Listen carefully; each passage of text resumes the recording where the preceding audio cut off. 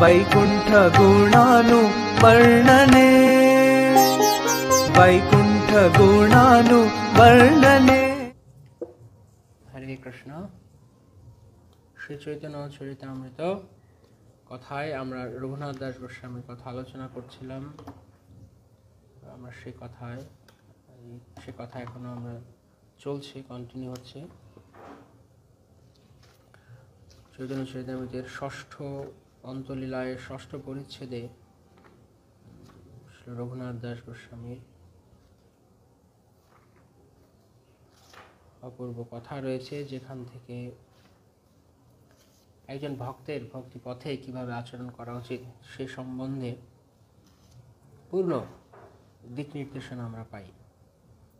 আমরা পড়েছিলাম যে রঘুনাথ দাস তিনি তার গৃহ ত্যাগ করে অনেক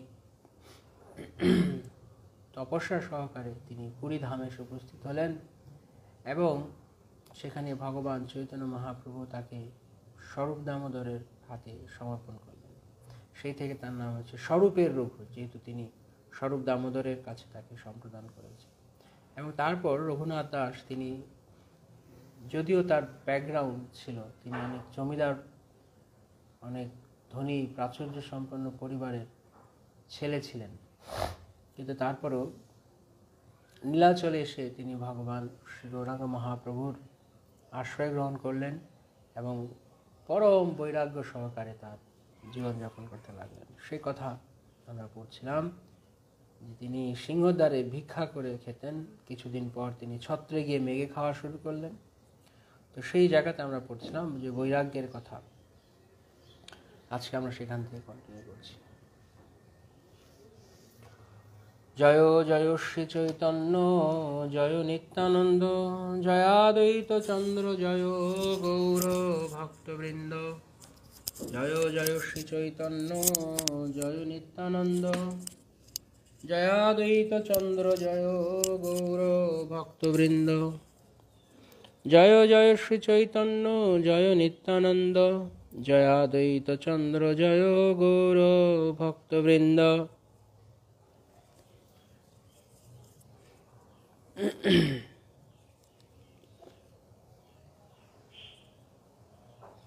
প্রভুরে গোবিন্দ কহে রঘুনাথ প্রসাদ নালয়, রাত্রে সিংহদ্বারে খাড়া হইয়া মাগি খায়। মহাপ্রভুকে গোবিন্দ, যাকে মহাপ্রভু দায়িত্ব দিয়েছিলেন রঘুনাথের দেখভাল করবার, তাকে মহাপ্রভু তার অবশিষ্ট প্রসাদ প্রদান করতেন রঘুনাথের জন্য। তো গোবিন্দ তিনি বললেন মহাপ্রভুকে যে প্রভু, এখন তো মহাপ্রভু জিজ্ঞেস করেছেন যে রঘুনাথের কি খবর, রঘুনাথ এখন কি করছে। বলছে যে প্রভু, এখন তো সে আর সিংহদ্বারে এখন আর এখান থেকে খায় না, আমাদের কাছ থেকে আর নেয় না, এখন সিংহদ্বারে গিয়ে মেঘে খায়। শুনি তুষ্ট হইয়া প্রভু কহিতে লাগিল, ভালো কইল বৈরাগীর ধর্ম আচরিল।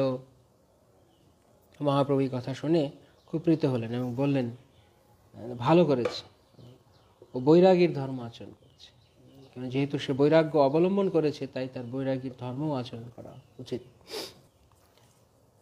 তো মহাপ্রভু বললেন যে ভালো করেছে, এখন আর রঘুনাথ কখন প্রসাদ আসবে জায়গায় বসে খাওয়ার বৃত্তি নেই, এখন রঘুনাথ মেঘে খাচ্ছে, সিংহদ্বারে দাঁড়িয়ে থাকছে, ভক্তরা দিচ্ছে, এটা হচ্ছে ভিক্ষা করে খায়। তখন দৈন্য প্রকাশক, যেমন যখন দীক্ষা হয়, দীক্ষার পরে ভক্তরা তারা গুরুদেবের জন্য ভিক্ষা করেন। কেন? যে সে কতটুকু তার অহম ভাব ছাড়তে পেরেছে, নির্লজ্জের মতো লজ্জা বাদ দিয়ে গুরুদেবের জন্য সে ভিক্ষা করতে পেরেছে। কারণ ভিক্ষা করতে গেলে তখন দিনও হতে হয়, লোককে গিয়ে এভাবে বলা যায় না ভিক্ষা দিন, দয়া করে আমাকে কিছু ভিক্ষা দিন। তো সেই জন্য এটা হচ্ছে কেউ যখন বিনয়ী হয়, দীন হয়, তখন তার প্রকাশ, সে ভিক্ষা করে খায়। অনেকে ভিক্ষা করা একটা পেশা হিসেবে নিয়ে নেয় আজকালকার দিনে। কোনো কাজকর্ম করে না, ইচ্ছে করে ভিক্ষা করে। অনেকে ইচ্ছে করে, মানে হয়তো কিছু করতে পারে, কিন্তু তারপরেও তা নয়। এই যে জড়জাগতিক যে ভিখারি আর এই কৃষ্ণ ভক্ত যে ভিক্ষা করে খায়, তা পার্থক্য রয়েছে। এখানে ভক্ত নিজের স্বাভাবিক দৈন্যবশত তিনি, অর্থাৎ তিনি কোনো কিছুর, মানে তার কিছু নেই, সেই মনোভাব তার থাকে। সেই জন্য তখন মহাপ্রভু বললেন, শুনি তুষ্ট হইয়া প্রভু কহিতে লাগিল, ভালো কইল বৈরাগীর ধর্ম আচরিল। ভালো করেছে, বৈরাগীর ধর্ম আচরণ করছে। তখন মহাপ্রভু বলছেন, বৈরাগীর কি কৃত্য, ভক্তদের কি করা উচিত, মহাপ্রভু সেই কথা বলছেন। আপনারা চাইলে নোট করে নিতে পারেন, যাদের কাছে চৈতন্য চরিতামৃত আছে তো ভালো, কিন্তু যদি চান এটা নোট করে নেবেন। এটা সমস্ত ভক্তদের জন্য মহাপ্রভুর নির্দেশ, বিশেষ করে যারা বৈরাগী, যারা ত্যাগীর আশ্রমে রয়েছে তাদের জন্য বিশেষত। তবে এমন নয় যে গৃহস্থদের জন্য নয়, তাদেরও পালন করতে হবে যত দূর সম্ভব। কিন্তু যারা ত্যাগীর আশ্রমে রয়েছে, অরুণ বসনধারী, তারা এইভাবে জীবনযাপন করার নির্দেশ দিয়েছেন মহাপ্রভু। বৈরাগী করিবে সদা নাম সংকীর্তন, মাগিয়া খাইয়া করে জীবন রক্ষণ। এখানে খুব শিক্ষণীয় রয়েছে আমাদের জন্য। বৈরাগী করিবে সদা নাম সংকীর্তন। বৈরাগী কে? বৈরাগী সাধারণ ভাষায় আমরা বলতে গেলে, কেউ লোক কিছু একটু ভাবুক হলেই তখন তাকে বলো বৈরাগী হয়ে গেছে, ঘর সংসারের প্রতি টান নেই, বৈরাগী হয়ে গেছে। এটা সেই কথ্য ভাষার বৈরাগী নয়। বৈরাগী শব্দটি যেই শব্দ থেকে এসছে তাকে বোঝেন, বৈরাগ্য। বৈরাগ্য আর বৈরাগ্য এসছে বিরাগ থেকে, বিরাগ অর্থাৎ বিতরাগ। বিত মানে ত্যাগ হয়েছে, চলে গেছে। বিতরাগ, রাগ মানে আসক্তি। তো যার কৃষ্ণে আসক্তি হয়েছে এবং জড় বিষয়ে আসক্তি চলে গেছে, বিতরাগ হয়েছে, তিনি বৈরাগী। ভেগ ধরলেই শুধু বৈরাগী নয়।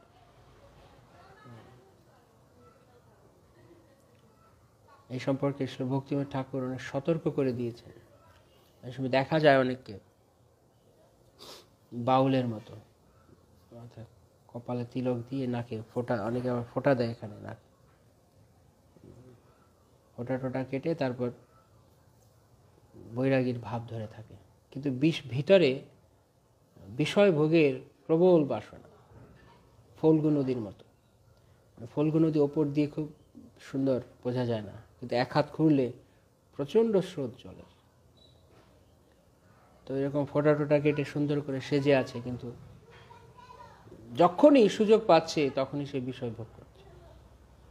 বাদরের মতো, বাদর যে গাছের ডালে ঘুরে বেড়ায়, কিন্তু যদি কখনো কোনো বানরই পায়, স্ত্রী বাদর পায়, তাহলে সঙ্গে সঙ্গে তার যে কাম বাসনা রয়েছে তার সে বাস্তব প্রয়োগ করতে, তা পূরণ করতে সে উঠে পড়ে লেগে যায়।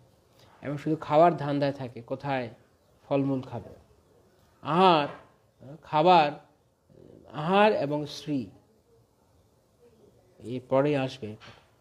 মহাপ্রভু বলবেন এই দুটো হচ্ছে যারা কৃষ্ণ পেতে চায়, শিষ্ণদর পরায়ণ নাহি কৃষ্ণ কভু নাহি পায়, জিহ্বার লালসে জিতি ধায়, শিষ্ণদর পরায়ণ কৃষ্ণ নাহি পায়।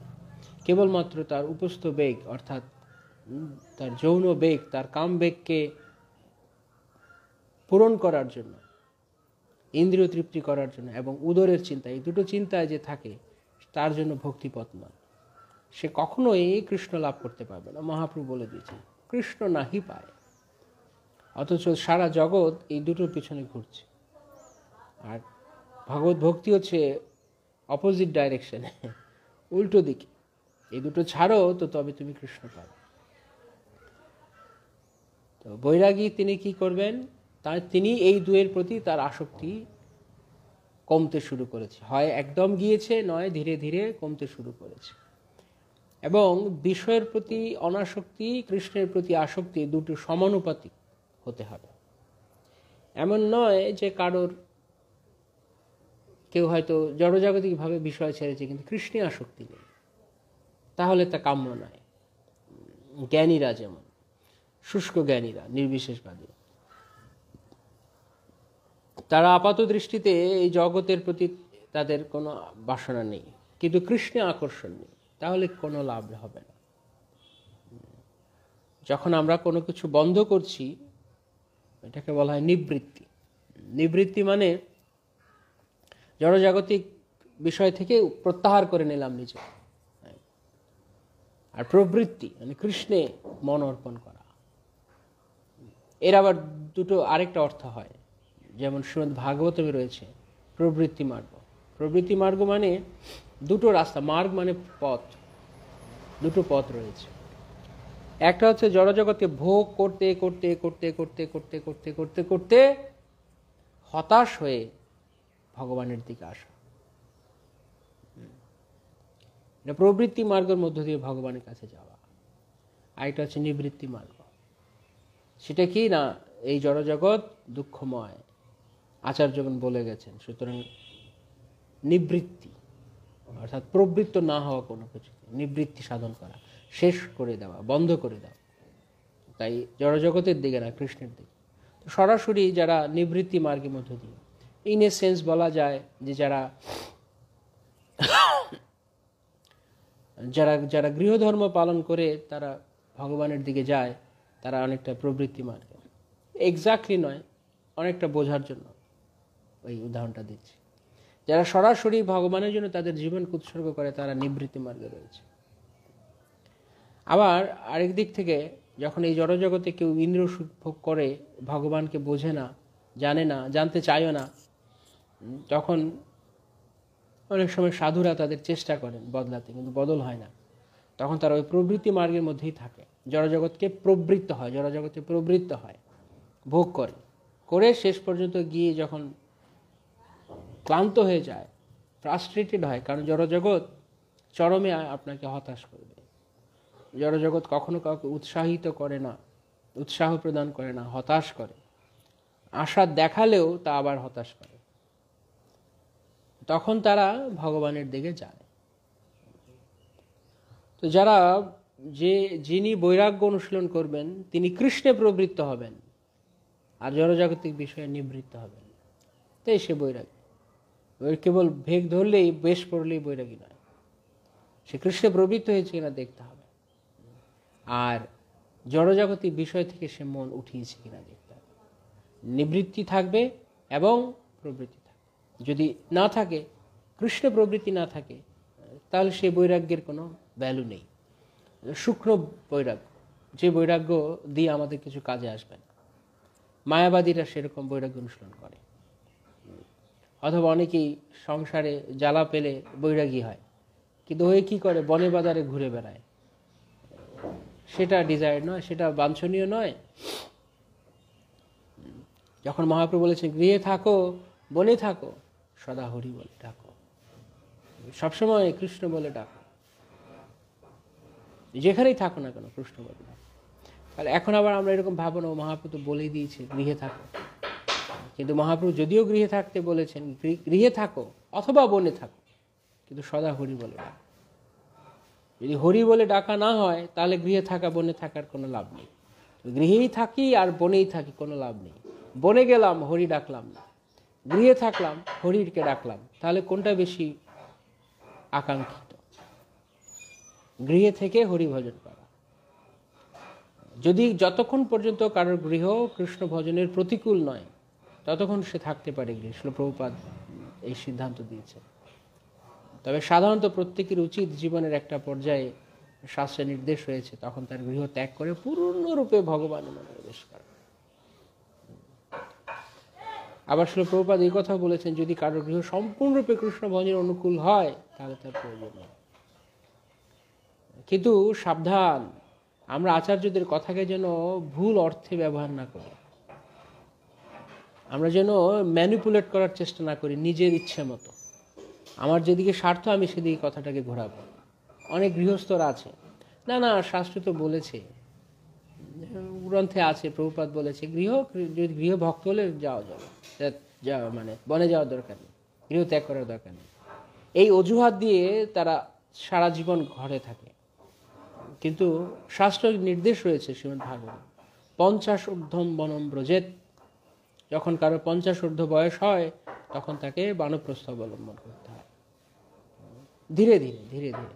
একেবারে কেউ সরাসরি সন্ন্যাসী হতে পারে না। শুধুমাত্র সন্ন্যাস আশ্রম গ্রহণ করাটাই আমাদের উদ্দেশ্য নয়, বৈরাগী কেবল হওয়াটাই আমাদের উদ্দেশ্য নয়, বৈরাগ্য পালন করাটা আমাদের উদ্দেশ্য। বৈরাগী হলাম, বৈরাগীর বেশ ধরলাম, কিন্তু বৈরাগ্য নেই, তাহলে হবে? পুলিশ ইউনিফর্ম পরেছে কিন্তু পুলিশের ভেতরে পুলিশের মতো সাহস নেই, লোককে সাহায্য করার মনোভাব নেই, তাহলে তো সেই বেশ করে লাভ নেই। তো বৈরাগীর বেশ ধরলে হবে না বৈরাগ্য না থাকে। প্রথমে বৈরাগ্য আসতে হবে, তারপরে বৈরাগীর বেশ। কৃষ্ণ চাইলে আসবে, না না আসবে। তো যদিও শাস্ত্রে বলা হচ্ছে যে নির্দিষ্ট বয়সে বনম ব্রজেত, প্রভুপাদ বলেছেন এখনকার কলিযুগে কোথায় বন পাবে, তাই মন্দিরে যাও অথবা বৃন্দাবন যাও। বন মানে বৃন্দাবন, অথবা ভগবানের কোনো ধামকে আশ্রয় করে থাকো। তো তখন বানপ্রস্থ। বানপ্রস্থ মানে যখন তারা ধীরে ধীরে সংসারের চিন্তায় করে না, সংসারের চিন্তার মধ্যে তাদের থাকা ধর্ম নয়। একটা মানুষের উচিত নয় সারা জীবন সংসারকে নিয়ে চিন্তা করা। একটা সময় পর্যন্ত সংসার যখন গ্রোথ থাকে তখন হয়তো করতে পারে, যে গৃহস্থ তার জন্য। কিন্তু তারপর তাকে অবশ্যই বৈরাগ্য অবলম্বন করতে হবে। কিন্তু যে দেখা যায় যদি কেউ না করে, অনেকে এই যে এই উদাহরণটা দেয়, কি আছে সংসার তো অনুকূল, সংসার অনুকূল মানে বলতে চায় সবাই ভক্ত। কিন্তু সবাই ভক্ত মানে সবাই ভক্ত হয়ে আমার জন্য অনুকূল তখন যে আমি কার প্রতি আসক্ত না। ধৃতরাষ্ট্রকে বিদুর বলছেন শ্রীমদ্ ভাগবতের প্রথম স্কন্ধে। যখন বিদুর তিনি তীর্থযাত্রা করে ফিরেছেন, তখন বিদুর দেখছেন যে ধৃতরাষ্ট্র এখনো ওখানে বসে আছে, এখনো সে যাচ্ছে না। তার সব ছেলেরা মরে গেছে, কৌরবেরা শেষ, পাণ্ডবেরা রাজত্ব গ্রহণ করেছে, কিন্তু তারপরও সে ওখানে রয়েছে। তখন বিদুর ধৃতরাষ্ট্রকে বলছে, তার বড় ভাইকে তিনি বলছেন,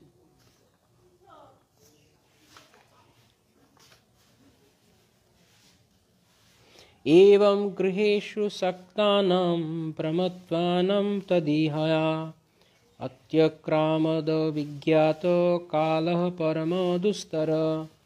যারা গৃহ পরিবার বিষয়ে অত্যন্ত আসক্ত এবং সর্বদাই সেই চিন্তায় মগ্ন থাকে, পরম দুস্তর অনন্তকাল অজ্ঞাতসারে তাদের অতিক্রম করে যায়। প্রভুপাদ এখানে বলছে যারা বিকারগ্রস্ত গৃহস্থ, যাদের আসক্তি, তারা ভাবছে এখানে আমি এখন সুখী, আমার সব কিছুই ঠিকভাবে চলছে, ব্যাংকে আমার যথেষ্ট টাকা, আমার সন্তান সন্ততিদের আমি এখন অনেক সম্পত্তি দিতে পারি, আমি এখন সফল হয়েছি। গরিব ভিখারি সন্ন্যাসীরা ভগবানের উপর ভরসা করে, কিন্তু তারা আমার কাছে ভিক্ষা করতে আসে, অতএব আমি পরমেশ্বর ভগবানের চেয়েও বড়। বহমান অনন্তকালের প্রতি অন্ধ হয়ে থাকে যে বিকারগ্রস্ত আসক্ত গৃহস্থ, তাকে যেসব চিন্তা ভাবনা আবিষ্ট করে রাখে এগুলো তারই মধ্যে কয়েকটি।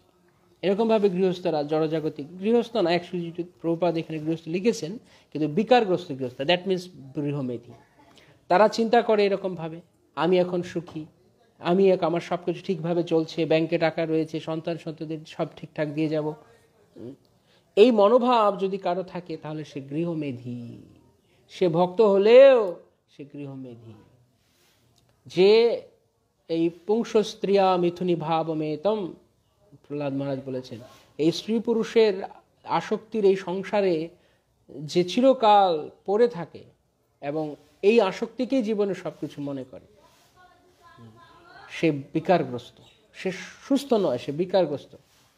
আমাদের আয়ুষ্কাল পরিমিত এবং বিধির বিধানের অতিরিক্ত একটি পলকও তাতে কেউ বাড়াতে পারবে না। বিশেষ করে মানব সত্তার পক্ষে এমন অমূল্য সময়ের সতর্ক ব্যবহার করা উচিত, কারণ একটি পলকও যদি অজ্ঞাতসারে বয়ে যায় তাহলে অতি কষ্টে অর্জিত হাজার হাজার স্বর্ণমুদ্রার বিনিময়েও তা আবার পূরণ করা যাবে না। চাণক্য পণ্ডিতের শ্লোক রয়েছে, সেখান থেকে প্রভুপাদ বলছেন যে হাজার স্বর্ণমুদ্রাতে পেতে পারবে না মূল্যবান সময় যদি ছিল। তাই ভক্তের একটা লক্ষণ, ভক্ত অব্যর্থ কালোত্তম, তিনি খেয়াল রাখেন কিভাবে সময় চলে যাচ্ছে জীবনে প্রত্যেক মুহূর্ত। এখন আমরা যেভাবে আমাদের জীবনের সময়কে কৃষ্ণহীনভাবে অপচয় করছি, একটা সময়ের শর্টেজ পড়ে যাবে, ঘাটতি পড়ে যাবে, কমতি পড়ে যাবে, তখন আমরা চিৎকার করে কান্না করে সেই সময়কে আর ফিরিয়ে আনতে পারব না। তাই এক্ষুনি এই মুহূর্তেই হরিভজন করা উচিত। হরিভজনের কোনো বিলম্ব করা উচিত না। আগের দিন কেউ প্রশ্ন করছিলেন যে আমি সময় ম্যানেজ করতে পারি না, টাইম ম্যানেজ করতে পারি না। Depends on priority. সময় আমি কাকে দেব? আমি কৃষ্ণকে দেব না অন্য কিছু করব? যে সময় কৃষ্ণকে দিতে চায়, যার জীবনে কৃষ্ণ অগ্রাধিকার পায়, সে ঠিক সময় বের করতে পারে। কারণ ইংরেজিতে বলে না, time and tide wait for none, মানে সময় এবং স্রোত এই দুটো কারোর জন্য অপেক্ষা করে না, চলতেই থাকে। সুতরাং আমি ভাবতে পারি না যে ঠিক আছে তুমি সময় একটু দাঁড়াও, আমি আরেকটু পরে ভালো করে সিরিয়াস হব ভক্তি জীবন। এখন সিরিয়াস হওয়ার কি আছে? এই তো সবে ইয়াং বয়স, এই তো সবে ইস্কনে ঢুকলাম, এই তো সবে দীক্ষা নিলাম, এইটা এখন কি আছে? এখন এত তাড়াতাড়ি কি আছে? ধীরে সুস্থে করবো ক্ষণ। মূর্খের চিন্তা। কারণ মূর্খ ভাবে আমি বহুকাল বাঁচব, থাকুক এখন থাকুক, পরে দেখছি। তাই ভগবত কর্মকে ফেলে রাখে, অন্য কিছুকে গুরুত্ব দেয়। সেই রকম লোকের মনোভাব এখানে বলা আছে। আমি সুখী, সব ঠিকঠাকভাবে চলছে। মনে আছে আমরা একদিন ক্লাসে আলোচনা করছিলাম যে যার জীবনে সব ঠিকঠাকভাবে চলছে সে লুজার, সে ঠকে গেছে। যার জীবনে অনেক ভগবান অনেক প্যাচ লাগিয়ে রেখেছে সে ভাগ্যবান। সে ভাগ্যবান যদি সে ভাগ্যটিকে সে গ্রহণ করতে পারে। যার জীবনে সবকিছু স্মুথ ভাবে চলছে, প্রভুপাদ এই কথা বলছেন, আমি বলছি না, দেখুন শাস্ত্র প্রমাণ। যে কথাটা সেদিন বলছেন প্রমাণ, প্রভুপাদ তার তাৎপর্য বলছেন। আমার সবকিছু ঠিকভাবে চলছে, আমার কি দরকার? সবই তো ঠিক আছে আমার। সেজন্য যার জীবন ডিস্টার্বড সে ভাগ্যবান। যার জীবন ডিস্টার্ব নয় সে নরবরে ভক্ত। কারণ তার যে যত আঘাত পায় সে ভক্তিতে তত দৃঢ় হতে পারে যদি চায়। অনেকে আছে চায় না। যেমন আপনারা দেখেন খুঁটি গাড়ে, যখন মাটিতে যখন খুঁটি গাড়ে তখন খুঁটি মাটির নিচে দিয়ে মাটি গর্ত করে খুঁটি দেয়, মানে খুঁটিটাকে বসায়, বসিয়ে তারপর কি করে এরকম ঝাঁকি দেয় খুঁটিটাকে, দেখেছেন? তারপরে আপনারা হয়তো অনেকে খুঁটি গেড়েছেন, জানেন। একবারই বসিয়ে দেন না, দেন বসানোর পরে এরকম ঝাঁকানো হয়, কেন মাটিটা আবার একটু সরে যায়, আবার মাটিগুলোকে একসাথে করে আবার ঝাঁকাতে হয়। তো এই যে ঝাঁকুনিটা, এই ঝাঁকুনিটা ওই খুঁটিটাকে কষ্ট দেওয়া হচ্ছে হয়তো মনে হচ্ছে, এত ঝাঁকানোর কি আছে? না, কারণ যতক্ষণ না পোক্ত হচ্ছে গোড়াটা ততক্ষণ পর্যন্ত খুঁটিটা দীর্ঘস্থায়ী হবে, দীর্ঘমেয়াদী হবে। তাই ভক্তি জীবনে যদি আমরা আমাদেরকে কৃষ্ণ নাড়া না দেন, ডিস্টার্বড না করেন, মায়ার দ্বারা হতে পারে, ভগবান সরাসরি করতে পারেন, ততক্ষণ পর্যন্ত আমরা শক্ত হব না, আমাদের খুঁটিটা পোক্ত হবে না, নড়বড়ে থাকবে, যে কোনো সময় ফট করে পড়ে যেতে পারে। তাই কৃষ্ণ অনেক সময় প্রতিকূলতা দেন জীবনে, সেগুলো আমাদের ভাগ্যের কথা। যার দেখার চোখ রয়েছে সে বুঝতে পারে। যে কৃষ্ণ কৃপার স্বরূপ উপলব্ধি করতে পারে সে জানে এগুলো কৃপা ভগবানের। আমার সবকিছু ঠিকভাবে চলছে, এটা বিপদ। যার সবকিছু ঠিকভাবে নেই সে অসহায়ের মতো কৃষ্ণের কাছে আকুতি করতে পারবে, কান্না করতে পারবে। কিন্তু যার সব ঠিক আছে সে কৃষ্ণের কাছে গেলেও হয়তো মাথা ঠুকে চলে আসবে, কিন্তু তার আকুলতা আসবে না। তাই আমার সবকিছু ঠিকভাবে চলছে না বলে কান্না করে আমার দ্বারা ভক্তি হবে না, আমার প্রভু আমার সব, অনেকেই ভাবে এরকম আমার সবকিছু ঠিক হোক তারপরে ভক্তি করব। সে আশায় ঘুরে বালি। কি বললাম? সে আশায় ঘুরে বালি। সব ঠিক হবে, সব ঝামেলা যাবে, তারপর হরিভজন করব, সে কোনোদিন হবে না। এগুলো সব থাকবেই, চলতে থাকবে। তাই প্রতিকূলতার মধ্য দিয়েই আমাদেরকে কৃষ্ণ ভজন চালিয়ে নিতে হবে। কেননা সময় বারবার ফিরে আসবে না আমার জন্য। যেখানে আমি এখন মিস করছি, এই সময়টা আমি পরে আর পাবো না। তাই অন্য কোনো কিছুকে যখন আমরা আমাদের জীবনে অগ্রাধিকার দিই, তখন চিন্তা করতে হবে যে আমি কি করছি। একটা সময় হয়তো এমন আসবে, হয়তো আমি 2 মিনিট শর্ট করে গেলাম, যেমন মা যশোদার 2 আঙ্গুল দড়ি কম পড়েছিল। আমাদের 2 মিনিট জীবনে শর্ট করে যেতে পারে কৃষ্ণকে স্মরণ করার। কিন্তু কত সময় আগে নষ্ট করেছি, চিন্তা করা উচিত কিভাবে আমরা আমাদের জীবনের মুহূর্তগুলোকে নষ্ট করছি। তাই এই কথাটি যে বোঝে না, সে সিরিয়াস হয় না ভক্তি জীবনে।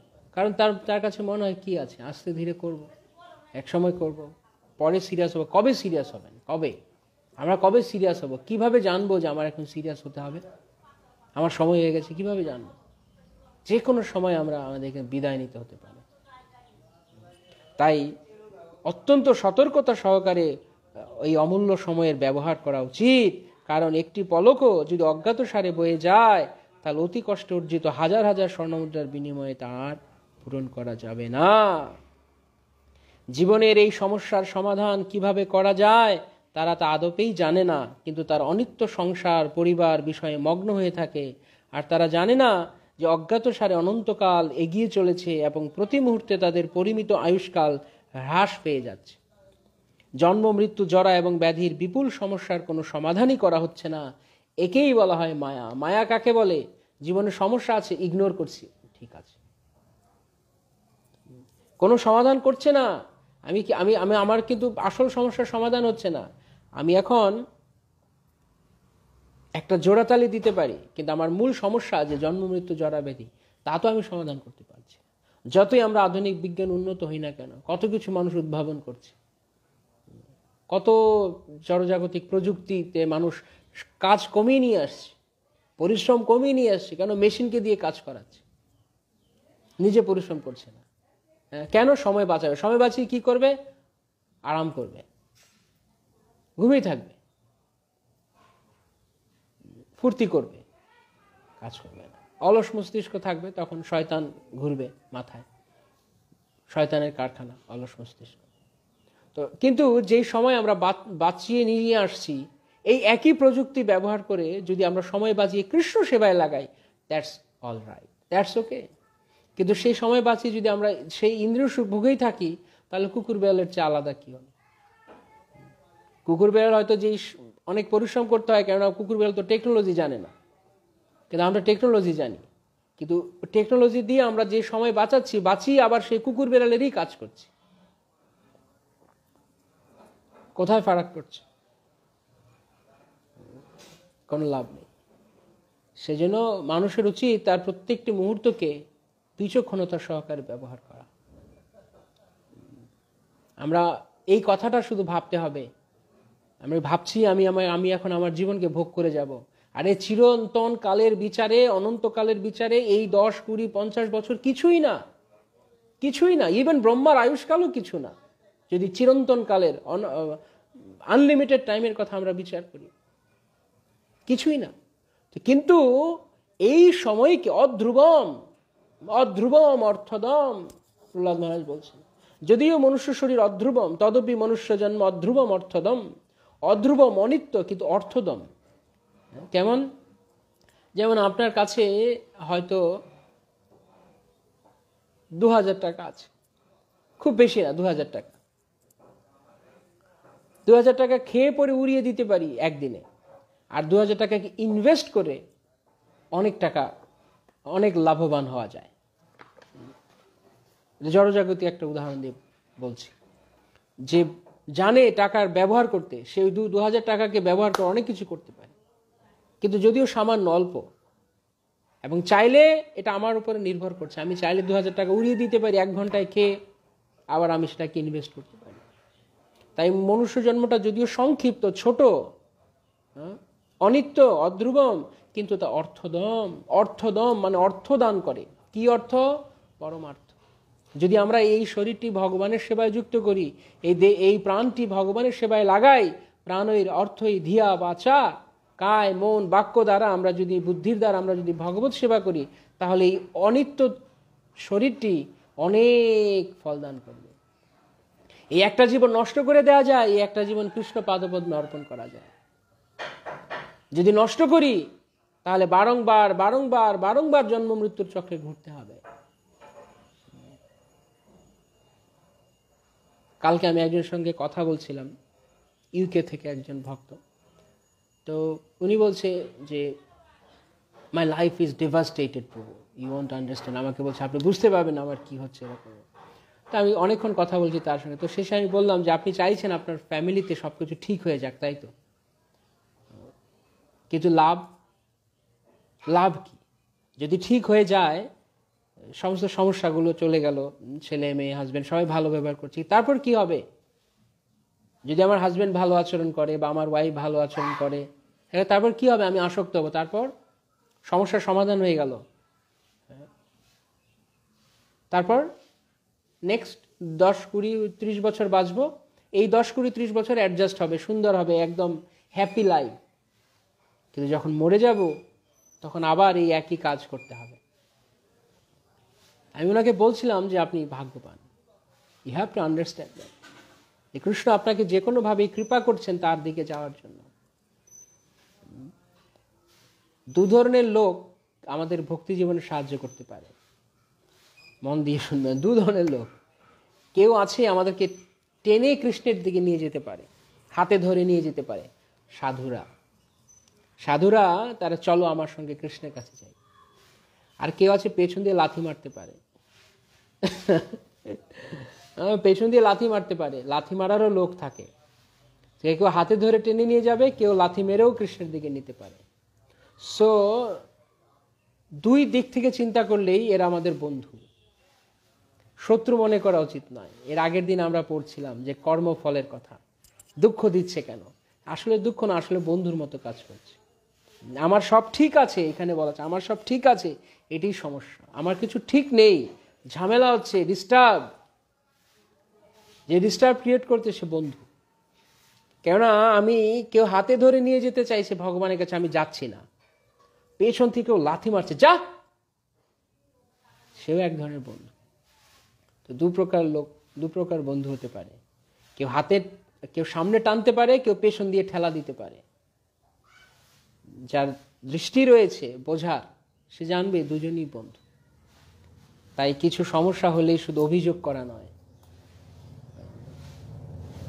যে করছে, যে আমাকে সংসার আসক্ত হতে দিচ্ছে না, সে আমার বন্ধু একদিকে। আমি তাকে বলছিলাম ওনাকে যে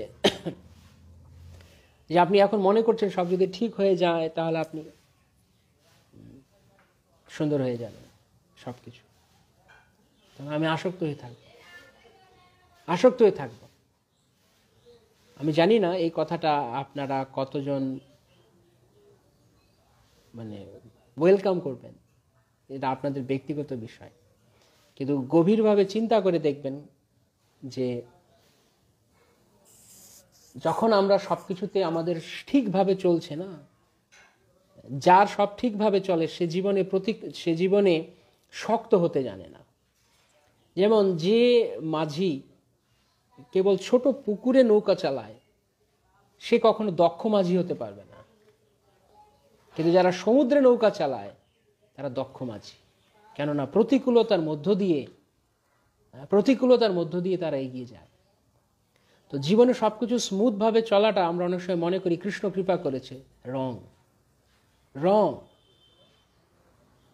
কমপ্লিটলি রং। এটা জীবনের আরেকটা দর্শন। যার সূক্ষ্ম বুদ্ধিমত্তা রয়েছে সেটা বুঝবে। সবকিছু স্মুথ ভাবে চলা কৃষ্ণ কৃপা নয়।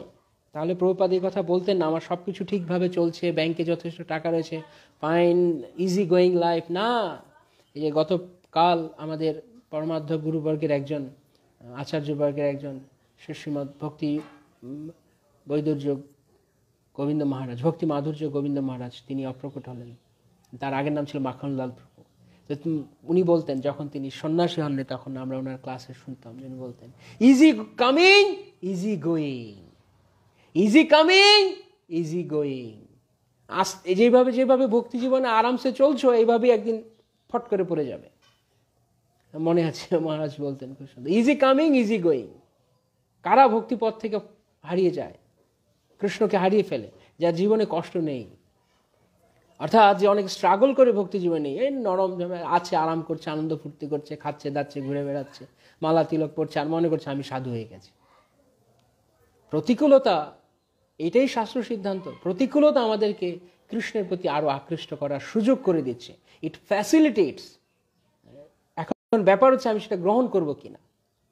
অন্যথায় কেন কুন্তী মহারানী বলতেন, কেন প্রহ্লাদ মহারাজ বন্ধ করলেন না তার যন্ত্রণা, কেন পাণ্ডবেরা ভগবানকে বললেন না যে তুমি আমাদের সঙ্গে থাকতেও কেন আমাদের প্রতিকূলতা, কেন তার অভিযোগ তুললেন না? কারণ তারা কর্ম ভোগ করেছেন, কিন্তু কর্মের সঙ্গে সঙ্গে নিজ ধর্ম পালন করেছেন। কর্ম ভোগ করবো আমরা কর্ম ভোগ করবো কি মনোভাব নিয়ে, কি মনোভাবে কর্মভোগ করবো? ও আমাকে মারছে, মারুক না, একই সঙ্গে আমার কি করা উচিত? হরিভজন করা উচিত।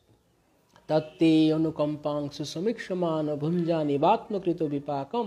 শ্লোকটা এখানেই শেষ হয়ে যেতে পারত, যে যা কিছু জীবনে ঘটছে দুঃখ কষ্ট এই সব আমার কর্মফল।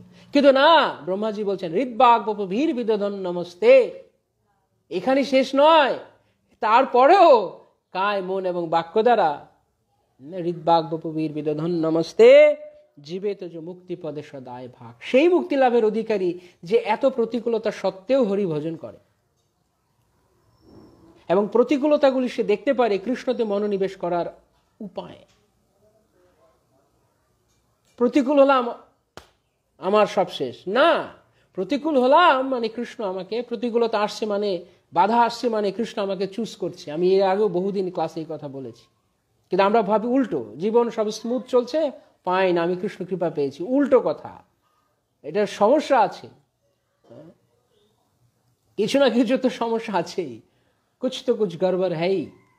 কিন্তু যার জীবনে প্রতিকূলতা রয়েছে তার এগিয়ে যাওয়ার শক্তি সে পায়। যে কথা বলছিলাম, যে মাঝি সমুদ্রে নৌকা চালায়, সে অনেক অনেক বড় বড় ঢেউকে অতিক্রম করে তাকে এগিয়ে যেতে হয়, সে দক্ষ মাঝি হয়, নাবিক হয়। পুকুরে চালায় তো একদিন একটু হঠাৎ দমকা হাওয়া বইলেই নৌকা উল্টে পড়ে যাবে। Easy coming easy going, Gobinda Maharaj বলতেন। তো এভাবে আমাদেরকে যখন ভগবান কাউকে সিলেক্ট করেন তখন ভগবান তার জীবনটাকে ডিস্টার্ব করে দেন। আপাত দৃষ্টিতে মনে হচ্ছে যেন আমরা দুঃখ পেলাম, কষ্ট পেলাম। হ্যাঁ, সে ঠিক আছে, দুঃখ পেলাম, দুঃখ পাবার পরে কি করব? যে দুঃখই পাচ্ছি। অনেকে আছে প্যাসিমিস্টিক, মানে নৈরাশ্যবাদী, হতাশাবাদী, দুঃখবাদী। We should be pessimistic, we should be pessimistic. কখন? জড়জাগতিক বিষয়। কিন্তু আজকালকার দিনে উল্টো থিওরি অ্যাপ্লাই করছে, ইভেন সংস্থার ভেতরেও অনেক ভক্তরাও করছে উল্টো থিওরি। কি তাদের থিওরিটি হচ্ছে না, ভক্ত হব, সব ঠিক থাকবে, সব কিছু সুন্দরভাবে চলবে। অনেকেই বলে এরকম, আমি দেখেছি অনেক ভক্তকে। তাদের জীবন দর্শনটা আলাদা এবং আমার তাদের সঙ্গে মেলে না, এবং যেই কারণে ওই ধরনের লোকেরা হয়তো এই কথাকে ওয়েলকামও করবে না। যদি এখানে এরকম কেউ থাকেও আমি জানি না, ওয়েলকাম করবে না। তারা মনে করে না ভক্ত হয়েছে, সব কিছু সুন্দরভাবে চলবে, সব স্মুথভাবে। হ্যাঁ, মেন্টাল পিসের দরকার আছে, সেটা কৃষ্ণ পাদপদ্মে মন অর্পণ করে। কিন্তু জড়জাগতিকভাবে আমি খুব পিসফুল আছি, দ্যাটস নট ডিজায়ার্ড, সেটা আমাদের বাঞ্ছনীয় নয়। আমাদের যেখানে শাস্ত্র সিদ্ধান্ত হচ্ছে যে আমাদের জড়জাগতিকভাবে হতাশ হতে হবে, পারমার্থিকভাবে আশাবাদী হতে হবে। আর তাদের কথা হচ্ছে না, জড়জগৎটাও ভালোভাবে চলতে হবে। ওই দুটো একসঙ্গে চলে না কখন। এই কাঁঠালের আমসত্ব হয় না, আমসত্ব আমসত্বই, কাঁঠাল দিয়ে আপনি আমসত্ব বানাতে পারবেন না। এটাই শাস্ত্রের সিদ্ধান্ত। প্রভুপাদ এই কথা বলেছেন, যারা বই পড়ে, যারা প্রভুপাদের গ্রন্থ পড়ে, যারা শুধু বুলি আউড়ে বেড়ায় না, যারা গ্রন্থের ভেতরে প্রবেশ করে, তারা জানে শাস্ত্র সিদ্ধান্ত কি। তারা দেখবে প্রতি পরতে পরতে শ্রীমদ্ ভাগবতম শুধু হতাশার কাহিনী, হতাশার কাহিনী, হতাশার কাহিনী। কেন? জড়জাগতিকভাবে আমরা কখনোই উঠতে পারবো না। যারা করছে, হয়তো অনেকে বলছে যে জড়জগতে দেখুন করা সুখী আছে, ওরা মূর্খ। মূর্খকে দেখে আমি আরেক মূর্খ হওয়ার জন্য আমি আকৃষ্ট হচ্ছি, আমাকে মূর্খ এরকম ভাবে চলতে হবে। কেননা সে কৃষ্ণ কৃপা বঞ্চিত। আপনি কি কৃষ্ণ কৃপা বঞ্চিত হয়ে জড়জাগতিক ভাবে ভালো থাকতে চান, না কৃষ্ণ কৃপা নিয়ে জড়জাগতিক ভাবে ডিস্টার্ব হয়ে থাক? নো ম্যাটার, কিন্তু পারমার্থিক জীবন ঠিকভাবে চলবে। হ্যাঁ, আমি যদি এখন মানে দূরদৃষ্টি না থাকে আমার যদি অনন্তকালের দর্শন না থাকে, তাহলে আমি এরকমই ভাববো। আমি ভাববো না এই কটা বছর একটু আনন্দে কাটিয়ে দিলাম, ফুর্তি করে ছেলে মেয়ে পুত্র পরিবার স্বামী স্ত্রী আরাম করে কাটিয়ে দিলাম, তারপর কি? তারপর কুকুর বেলার মতো জীবন যাপন করতে হবে, কুকুর হয়ে যাব, বিড়াল হয়ে যাব আসক্ত হয়ে থাকলে সংসার। বরং এই যে হোমওয়ার্ক আমাদের করা দরকার, এটা ভালো কৃষ্ণ ধাক্কা দিয়ে আমাদেরকে করাচ্ছেন কাউকে না কাউকে দিয়ে। আমি জানি না আপনারা অনেকে অনেক কমেন্টস করছেন, কিন্তু আমি হয়তো অনেকে পড়তে পারছি না, আমি পরে পড়বো। জানি না, কোনো প্রশ্ন করলে আমি উত্তর দিতে পারবো না এখন, কারণ আমি কনসেন্ট্রেশন করছি না আপনাদের কমেন্টে আপাতত, পরে দেখব। প্রশ্ন থাকলে আমরা প্রশ্নোত্তরের দিন করব। তো আমি মনে করছি যে কথা বলছিলাম, যে সাধু কেউ টেনে নিয়ে যাচ্ছে, কেউ হরি কথা বলে কৃষ্ণের দিকে মনোনিবেশ করতে আমাদেরকে সাহায্য করছেন। চলো হরি ভজন করো, কিন্তু যখন শুনবেন পেছন দিয়ে লাথি মারবে, and you have to welcome that লাথি কিকিং। তাই আমরা অনেক সময় আমাদের যখন জড়জাগতিকভাবে আমাদের আত্মীয় স্বজন বা বন্ধু বান্ধব আমাদেরকে দুঃখ দেয়, হায় রে এটা কেমন করলো আমার সঙ্গে, তোমার জন্য এত কিছু করলাম, এটাই স্বভাব, এটাই কৃপা। কারণ তুমি সংসার ভজিলি শ্রী গৌরাঙ্গ ভুলিলি, না শুনিলি সাধুর কথা, ইহ পরকাল দুকাল খোয়ালি মন খাইলি আপন মাথা। সাধু যখন বারবার বলেছিল, আগের দিন আমরা বলছিলাম, যখন ভালোই ভালোই কথা বলে হরিভজন করো, তখন করবো না, তখন লাথি মেরে হরিভজন করাতে হবে, কিছু করার নেই তো। সরকারের দুটো মিনিস্ট্রি থাকে, মানে অনেক মিনিস্ট্রি থাকে, কিন্তু দুটো মিনিস্ট্রি একই রকম কাজ, একটা এডুকেশন মিনিস্ট্রি আর একটা হচ্ছে হোম মিনিস্ট্রি। এডুকেশন মিনিস্ট্রি শেখায়, ভালোভাবে শেখায়, ভদ্রভাবে, বা ভগবানের এডুকেশন মিনিস্ট্রিকে চিন্তা করুন, ভদ্রভাবে বোঝানোর। আর এটা যদি কথা যদি সোজা আঙ্গুলে ঘি না ওঠে, তখন হোম মিনিস্ট্রি মানে পুলিশের প্যাদানি, ভালো ভালো কথা শোনো নয়তো মার খাও। তো ভগবানের এডুকেশন মিনিস্ট্রি তো হচ্ছে সাধুরা, তারা ভালো করে বোঝাচ্ছেন, যদি না শুনবে তো তোমাকে আমি আরেক অন্য তরিকা দিই, তোমাকে আমি। তবুও কৃষ্ণ যদি কৃপা করে, তাহলে এই কৃপা সবাই পাবে না।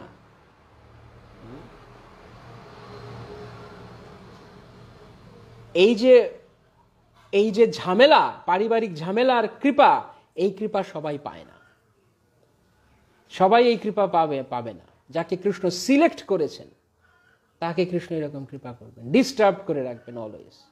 And at the same time ভক্ত জানেন যে আমাকে ভগবানে মনোনিবেশ করতে হবে। কেন আমি কৃষ্ণকে ভুলে গেছিলাম? একটা বাচ্চা যখন তার বন্ধু বান্ধবের সাথে খুব খেলছে, খুব মজা, বাবা ডাকছে চলো ঘরে আসো, না না আমি খেলছি। তো খেলার মধ্যে দিয়ে হঠাৎ কি একটা হলো, আর তাকে তার বন্ধুটা আছে একটা থাপ্পড় মেরে দিল।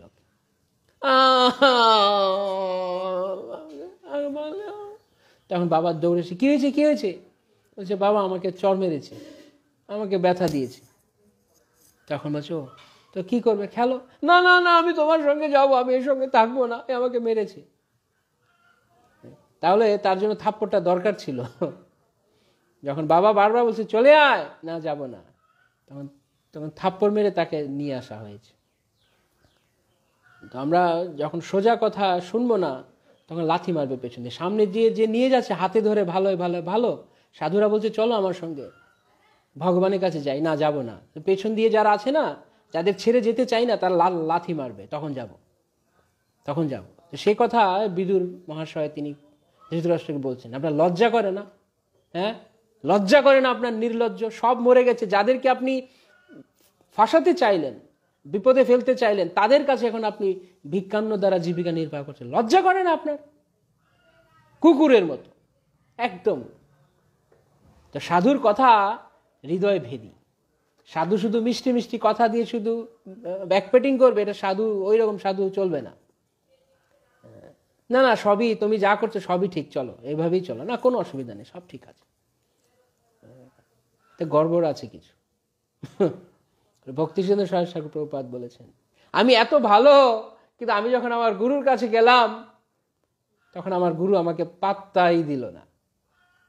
তখন আমি ভাবলাম আমি নৈষ্ঠিক ব্রহ্মচারী, আমি এত ভক্তি করছি, আমি আমার মানে সব দিকে আমি ফার্স্ট ক্লাস, আমার এত ভালোকে যিনি আঘাত করতে পারেন তিনি না জানি কত ভালো। সরস্বতী ঠাকুর প্রভুপাদ বলেছেন, তখন বুঝলাম আমার গুরুর থেকে আমি শিখলাম, যেই ধাক্কা আমি গুরুর থেকে পেয়েছি সেই ধাক্কাই জগৎকে না দিলে জগৎ কোনোদিন শুধরাবে না, জগৎ উঠবে না, কারণ এগুলো সব জেগে ঘুমিয়ে আছে, এগুলো সব জেগে ঘুমিয়ে আছে, এগুলো ধাক্কা মেরে উঠিয়ে দিতে হবে। যে এমনি ঘুমায় তাকে একটু হালকা একটু টোকা দিলে উঠে যাবে, যে জেগে ঘুমিয়ে আছে ওর গায়ে জল ঢেলে দিতে হবে, আগুন লাগিয়ে দিতে হবে। তা আগুন লাগানোর দরকার নেই, অলরেডি আগুন লেগে আছে। সংসার দাওয়া নলির লোক, কিন্তু কথা হচ্ছে আমরা বুঝি না। আগুন যে লেগেছে লাগুক, আগুন লাগুক, পিপু ফিসু। বলেছি একদিন এই গল্প ভক্তিসিন্ধু সরস্বতী ঠাকুর প্রভুপাদ, আর যাচ্ছি না সেদিকে। তো আমরা সেই পিপু ফিসুর দলের লোক, তা কিভাবে হবে? We should feel the emergency, যেন আগুন লেগে গেছে, আমাকে এখন ভগবানকে যেতে হবে, আর না একজনে থাপ্পড় মেরেছে এক গালে, আরেকটা গালে এখনো বাকি আছে, ওই গালটা ওকে দেই, ও গালেও মারবে। তাই কারোর প্রতি ভরসা নয় এই জড়জগতে, কেবল কৃষ্ণ চরণে ভরসা। সবকিছু ঠিক আছে থাকতে পারে, ওকে, আমরা কারোর সাথে ইচ্ছা করে গিয়ে শত্রুতা করতে যাচ্ছি না। ভক্ত নির্বৈর, অদ্বেষ্টা সর্বভূতানাম নির্বৈর, নির্বৈর তিনি, কিন্তু তার মানে কি? তার মানে হচ্ছে আমরা কারোর সঙ্গে যেচে পড়ে শত্রুতা করছি না, কিন্তু যে শত্রুতা করছে তার সঙ্গে ভক্ত শত্রুতা না করলে অটোমেটিকলি শত্রু হয়ে যায়। যুধিষ্ঠির মহারাজ অজাত শত্রু ছিলেন, কিন্তু তার কি শত্রু ছিল না? তিনি কাউকে শত্রু মনে করতেন না, কিন্তু তার শত্রু ছিল। তো আমি যদি মনে করি যে আমি ইচ্ছে করে আমি সংসারের ডিস্টারবেন্স ক্রিয়েট করবো, তা নয়, কিন্তু যদি কৃষ্ণ পাঠান তাহলে কৃপা বলে গ্রহণ করতে হবে, কৃপা। কেননা সাধুরা যখন আসেন আমাদের কাছে, মহান্তের স্বভাবেই তারিতে পামর, নিজ কার্য নাহি তবু যান পরঘর। সাধুরা ঘরে ঘরে গিয়ে বোঝাচ্ছেন হরিভজন করো, হরিভজন করো, হরিভজন করো, না না না, তখন পেছনে লাথি মারতে হবে। আর লাথি মারার কাজটা ফ্যামিলির লোকেরা করে। কালকে যার সঙ্গে কথা বলছি, অনেকক্ষণ কথা বলছি, প্রায় 1 ঘন্টা, বিকজ শি ওয়াজ ডেভাস্টেটেড। তার 2টো ছেলে মেয়ে রয়েছে, কিন্তু তার যে কোনোভাবে ভক্তি জীবনে খুব প্রতিকূলতা আছে। বললাম ইউ আর ফরচুনেট, ভাগ্যবান, আপনি ভাগ্যবতী, কেননা আপনি এখন মনে করছেন যে আমি যদি সব ঠিক হয়ে যায় আমি ভালোভাবে থাকলে লাভ কতদিন, তারপর কি হবে? আবার পুনরূপী জনমং পুনরূপী মরণম। আমাদের একজন গুরু ভাইকে গুরু মহারাজ একদিন বলছিলেন, উনি পড়াশোনা করেছে, পড়াশোনা করে বেশ ভালো পড়াশোনা করেছে, আরও পড়াশোনা করতে চায়। তো গুরু মহারাজের কাছে গেছে, গিয়ে জিজ্ঞেস করছে, গুরু মহারাজ কী করবো, একটা হায়ার স্টাডি করতে চাইছি। গুরু মহারাজ বলছেন, তোকে কী করবে হায়ার স্টাডি করে? আমি ভালো ডিগ্রি নেব, তারপর ভালো চাকরি করবো, তারপর ভালো ফ্যামিলি করব, তারপর শেষে বলছে তারপর বলতে বলতে শেষ বলতে যে শেষে সব বলে দিয়েছে। হ্যাঁ, তো শেষে বলছে তারপর কি, তারপর আর কিছু বলতে, তারপর গুরু মহারাজ বলছেন দেন ইউল go to hell, then Yule go to hell. জড়জাগতিক ভাবে এত তুমি স্বপ্ন দেখছো, যদি তুমি কৃষ্ণে মন না দাও, তাই ভগবানের সেবায় জীবন উৎসর্গ করো।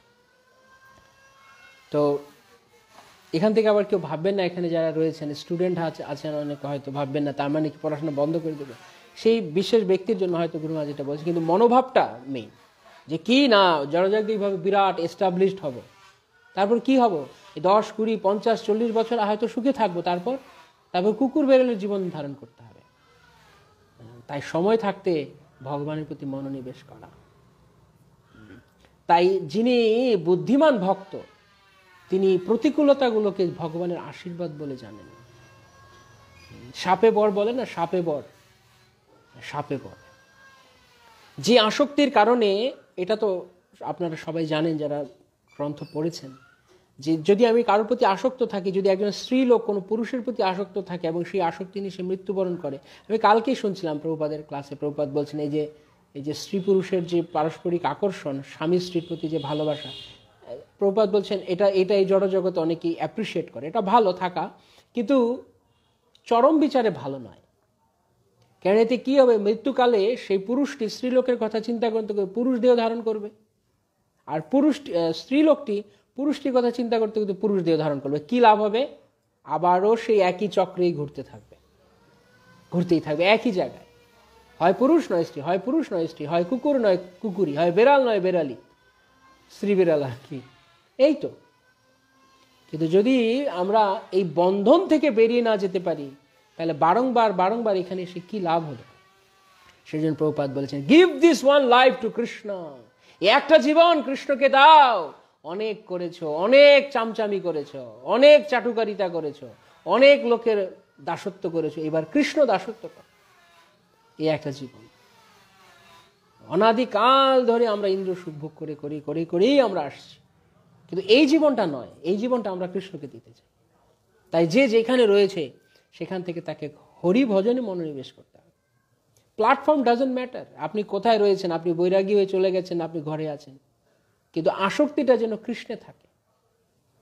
আমরা সব কিছু টিপটপ করে করি, আর ভগবানের বেলায় পরে ভগবান যেন ঘাড়ের বোঝা, গলগ্রহ, আর সব কিছু সুন্দর একদম, সেখানে একদম অন্তর দিয়ে মন দিয়ে, কিন্তু ভগবানের কাছে আমাদের সেই ভাবটা নেই। বরং ভগবানকে আসক্তি থাকতে হবে। হ্যাঁ, ভক্তিবিনোদ ঠাকুর বলছেন, তোমারও সংসারে করিব সেবন, নহিব ফলেরও ভাগী, তব সুখ যাহে করিব যতন, হয়ে পদে অনুরাগী। অনুরাগটা কোথায়? সংসারে না কৃষ্ণে? কৃষ্ণে। বলে কৃষ্ণে তব পদে অনুরাগী হয়ে আমি সংসার চালাবো। কেন?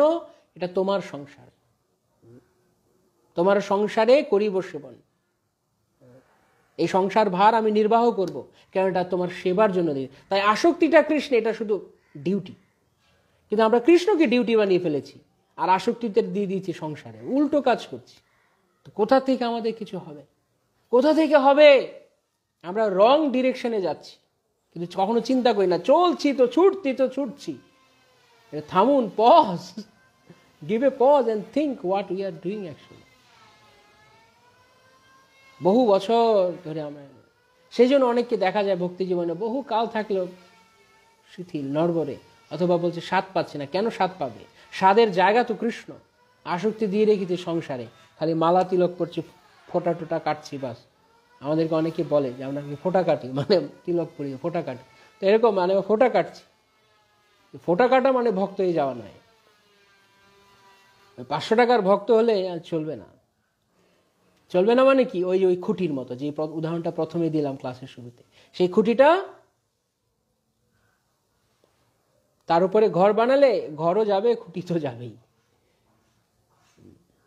তাই প্রতিকূলতা আমাদেরকে শক্ত হতে দেয়। খুঁটিটিকে অনেক নাড়ানো হয়, আবার মাটি দেয়, আবার নাড়ায়, আবার মাটি দেয়, যতক্ষণ না পর্যন্ত খুঁটিটা একদম আর নড়ে না, তখন বলা যায় একদম পোক্ত হয়েছে। তো কৃষ্ণ ভক্তকে পোক্ত করার জন্য অনেক প্রতিকূলতা দেন। তাই ভগবানের সেই প্রতিকূলতাগুলোকে আমাদের আশীর্বাদ বলে গ্রহণ করা উচিত, এবং মনে করতে হবে কৃষ্ণ যেই আসক্তি আমি ছাড়তে পারতাম না। আমি আরেকদিন বলছিলাম, শেয়ার করছিলাম, একদিন এক চাইনিজ ভক্তের ইন্টারভিউ করছিলাম। তো উনি একজন মাতাজি, চাইনিজ মাতাজি, উনি শুধু কান্না করে যাচ্ছেন, কেন তার স্বামী তার সঙ্গে চিট করেছে। কান্না করছে, জীবনটা সে ভাবছে আমার জীবনটা শেষ, আমার স্বামী আমার সঙ্গে চিট করলো। এরকম অনেক কিছু আমাদের জীবনে ঘটে, আমরা মনে করি শেষ, উই আর ফিনিশড।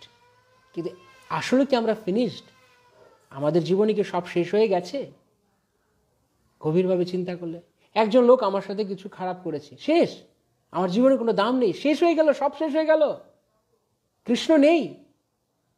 যতক্ষণ না পর্যন্ত আমরা কৃষ্ণ থেকে হারিয়ে না যাচ্ছি, আমাদের জীবন শেষ নয়। তাই শেষ মানে কেউ আমার সঙ্গে চিট করেছে তা শেষ নয়। যদি কৃষ্ণ আমাকে ফেলে দেয় তাহলে আমি শেষ। তো উনি অনেক কান্না করছে, তো তারপর আমি ওনাকে বোঝালাম। উনি ইন্টারভিউ দিতে পারছে না, দীক্ষার প্রশ্ন জিজ্ঞেস করছি, বলতে পারছে না, কান্না করছে, বুঝতে পারছে খুব কষ্ট পাচ্ছেন। শেষ আমি বললাম, আপনি কিছুক্ষণ 5 মিনিট আপনার সঙ্গে কথা বলি। হ্যাঁ, তো বললাম। তারপর আমি বললাম যে আসলে আপনি ইউ আর ফরচুনেট, আপনি ভাগ্যবতী। কেননা যে আসক্তি সারা জীবন সাধন ভজন করে কেউ ছাড়াতে পারে না, কৃষ্ণ আপনাকে ভক্তি জীবনের শুরুতেই ছাড়িয়ে দিয়েছে।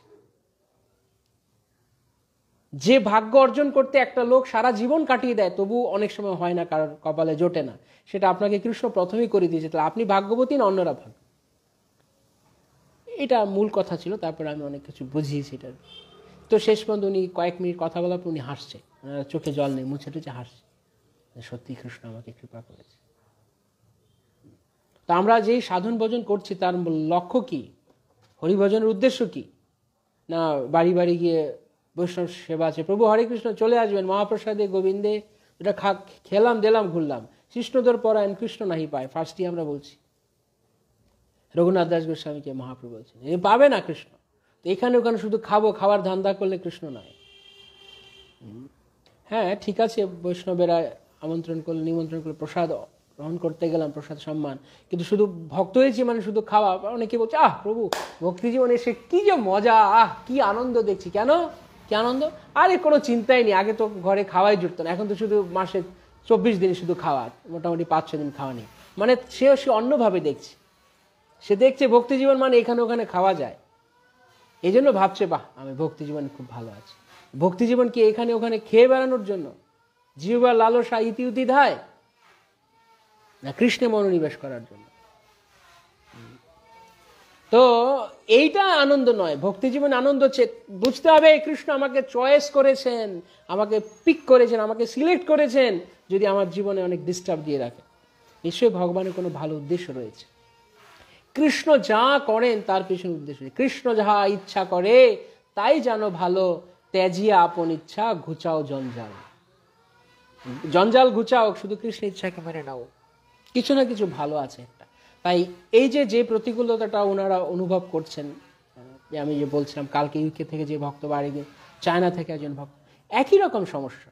এবং এই সমস্যা কোথায় নেই? ঘর ঘর, প্রত্যেক ঘরে ঘরে। কিন্তু আমরা জিনিসটাকে সবসময় নেগেটিভ ভাবে দেখতে চেষ্টা করি। কেন আমার জীবন দুঃখের, কেন দুঃখের? ওকে ফাইন, দুঃখ আমি মানলাম, দুঃখ তো আমরা তো না করছি না, দুঃখের। কিন্তু এখন কি করব? দুঃখের হচ্ছে তো কি করব? আন্দোলন করব, বিদ্রোহ করব, করে কিছু করতে পারবো? অনেকে বলে না এসব বাদ, we should stand up. Okay stand up, then what? We should stand up, তারপর কি? তারপর কি? সারা জীবন স্ট্যান্ড আপ, আর কোনোদিন কোনো দুঃখ আসবে না? তাই আমি আমার কর্মকে এড়িয়ে যেতে পারি না, বরং কর্ম চলাকালে তত্ত্বে অনুকম্পাং সুসমীক্ষ মানে ভুঞ্জান এবাত্মকৃত বিপাক হৃদবাগ বপু ভীর বিদধন্য, কৃষ্ণে মনোনিবেশ করো, কৃষ্ণে মন দাও, হরিভজন করো। যে কারণে তোমাকে এই প্রতিকূলতা দেয়া হচ্ছে তুমি তবু বুঝতে পারছো না। তোমাকে ভালোই ভালো সাধুরা বলেছে তখন শোনোনি, এখন পেছনে লাথি মারছে তাও তুমি শুনছো না। তুমি কিভাবে শুনবে? তার কপালে কপাল পোড়াসে। যে ভগবানের এই কৃপাগুলোকে সে উপলব্ধি করতে জানে, যে ভগবান আমাকে চাইছেন, তার দিকে নিয়ে যেতে চাইছেন। লাথি খাচ্ছি, সামনে টানছে, তবু যাও না, যাবো না, এখানেই পড়ে থাকবো, থাকো, কোনো সমস্যা নেই, কোনো আপত্তি নেই, কি হবে? তাই অনেক সময় দেখা যায় আমরা অনেক সময় আমাদের আপনজনকেও, ফ্যামিলি মেম্বার হোক, আত্মীয় স্বজন হোক, বন্ধু বান্ধব, অনেক বোঝাতে চাই, তারপরেও তারা বোঝে না। তো কি করব তখন আমরা? এটা it's a choice, it's a choice. কেননা প্রত্যেকেরই চয়েস করে, আত্মা স্বতন্ত্র এবং স্বাধীন, তার চয়েস করার স্বাধীনতা রয়েছে। তাই আমি যেমন যেমন নির্বাচন করব তেমন তেমন আমাকে ফল পেতে হবে। তাই যদি কেউ না শোনে তাহলে কি করার আছে?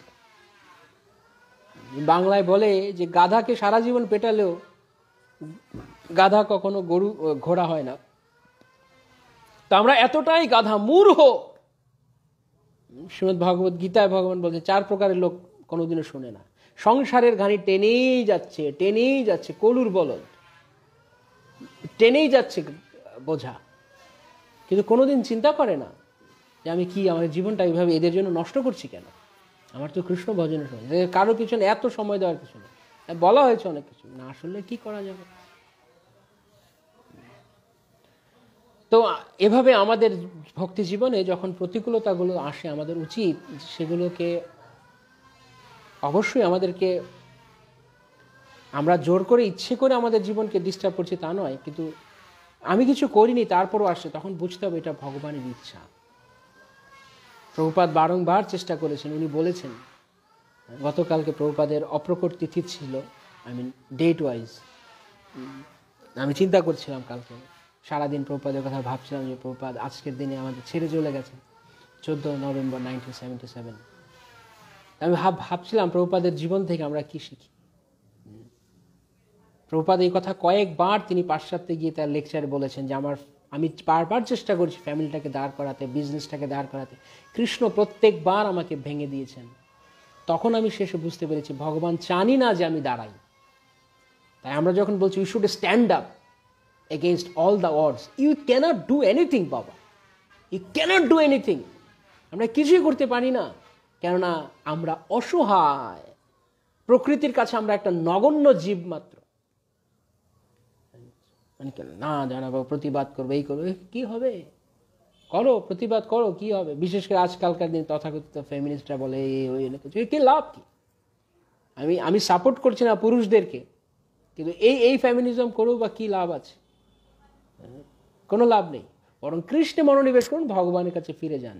এখন আপনি কোনো স্বামী একটা ভালো স্ত্রী পায়নি তাই সে কমপ্লেন করছে, কোনো স্ত্রী একটা ভালো স্বামী পায়নি তাই সে কমপ্লেন করছে, বা এটাকে কীভাবে সলভ করা যায় সেটা সে দেখছে। বুঝলাম, গেল। তারপরে কি নেক্সট লাইফে আপনার স্বামী আপনার স্ত্রী যে এরকম হবে না তার কি গ্যারান্টি আছে? তাই এগুলো কি জোড়াতালি দেওয়ার সলিউশন নয় এই জড়জগতে ভালো থাকার বন্দোবস্ত। আমি দেখেছি গুরু মহারাজকে, আমি নিজে চোখে দেখেছি গুরু মহারাজ কীভাবে উত্তর করে। যারা এরকম ফ্যামিলি প্রবলেম নিয়ে লিখে, গুরু মহারাজ ফার্স্ট কথা বলে যে তুমি ভাগ্যবান যে কৃষ্ণ তোমাকে বোঝাচ্ছে বারবার দুঃখালয় অশাশ্বত। এখানে সব কিছু জোড়াতালি দিব, ঠিকঠাক করবো, তারপর কি লাভ হবে? শেষ পর্যন্ত যদি ভগবানের কাছে ফিরতে না পারি, জীবনের প্রকৃত দুঃখ কি সেই দিকে মনোনিবেশ করার চেষ্টা করতে হবে। প্রকৃত দ্রষ্টা কে? প্রভুপাদ বলেছেন কে? ভগবদ্গীতা থেকে, জন্ম মৃত্যু যারা ব্যাধি দুঃখ দোষানু দর্শনম। প্রকৃত দ্রষ্টা হচ্ছে যে এই চারটি বিষয়ে দুঃখ দেখে, আবার জন্ম, আবার মৃত্যু, আবার রোগ শোক। অনেকে যারা কোভিড পজিটিভ থেকে নেগেটিভ হয়েছেন, তারা হয়তো ভাবছে বাহ বেঁচে গেলাম, এখন বিন্দাস লাইফ চালাই, কিন্তু আবার যে আরেকটা কিছু আসছে না কে জানি আমরা। তাই আমরা যতই জড়জাগতিক টেকনোলজিতে উন্নত হই না কেন, ভ্যাকসিন এসব আবিষ্কার করি না কেন, ভগবান তার চেয়েও বড় কিছু দেওয়ার জন্য প্রস্তুত হয়ে আছে। ভগবানের অস্ত্রাগারে আনলিমিটেড অস্ত্র রয়েছে। এখানে ইন্ডিয়া পাকিস্তান তারা যতই মিসাইল ফিজাইল বানাক না কেন, লিমিটেড, আনলিমিটেড নেই। কিন্তু ভগবানের অস্ত্রাগারে অসংখ্য অগণিত পরিমাণ অস্ত্র রয়েছে। আমরা যত বড়ই টেকনোলজি বের করি না কেন, তারপরে আরো বড় অস্ত্র ভগবান ছাড়তে পারেন। মিসাইল, মহামিসাইল, মহামিসাইল, অতি মহামিসাইল, ভগবানের কাছে সব আছে। তাই এখানে জোড়াতালি দিয়ে থাকার চেষ্টা নয়, যেমন দিয়েছে কৃষ্ণ ঠিক আছে, হরিভজন করো, ভগবান আর নয়। তাই প্রকৃত দ্রষ্টা সে যে নিরিবিলি, চুপচাপ, চালাক, চতুর। কৃষ্ণ ভক্ত চতুর বলে, মানে বেশি ঘাটায় না।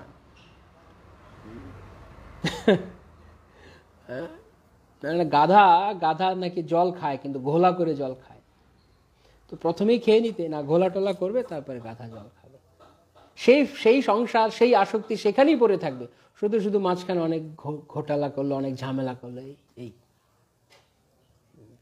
তাই কৃষ্ণ ভক্ত চতুর মানে কি? যে যা বলছে বলুক, চলুক ওরকম। আমি নিরিবিলি হরিভজন করি। নিরিবিলি মানে চুপচাপ খাবে, অন্তরে নিষ্ঠা করো, বাহ্যের লোক ব্যবহার। ঠিক আছে, হ্যাঁ ঠিক, আপনি ঠিক বলেছেন, কিন্তু ভিতরে না। ভেতরে আমরা হৃদয়ে কাউকে আদর করি না, বাইরে আমরা দেখাতে পারি লোক। এটা মহাপ্রভুর শিক্ষা, এটা আমি কোনো আলাদা টিপস নয়, এটা মহাপ্রভুর শিক্ষা। রঘুনাথ দাস গোস্বামী বলছেন, কেন ঘরে গিয়ে ঝামেলা করছো, কেন ঝামেলা পাকাচ্ছ, কেন বাবা মাকে উৎপাত করছো?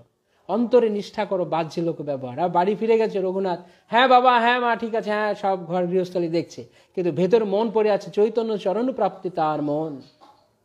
কখন মহাপ্রভুর কাছে যাবেন? তাই যেমন চলছে কৃষ্ণের কৃপা, কিন্তু মনটা কৃষ্ণের দিকে। কেননা এরপরে ভালো করে আবার এখানেই আসতে হবে, আবার এই যন্ত্রণাতেই পড়তে হবে। তাই বারংবার এই যন্ত্রণা চাই না। একবার সলিউশন করো, আবার এই ঝামেলা পড়ো, আবার সলিউশন করো, আবার ঝামেলা। কি দরকার আছে? একেবারে গোড়া থেকে উপরে ফেলো। সমস্যার গোড়া কি? আমাদের এই জগতের সমস্ত সমস্যার গোড়া কি? মূল সমস্যা কৃষ্ণ বিস্মৃতি। কৃষ্ণ ভুলে গেছি বলেই এত সমস্যা। তাই এখানে ওখানে সমাধান খুঁজলে লাভ নেই।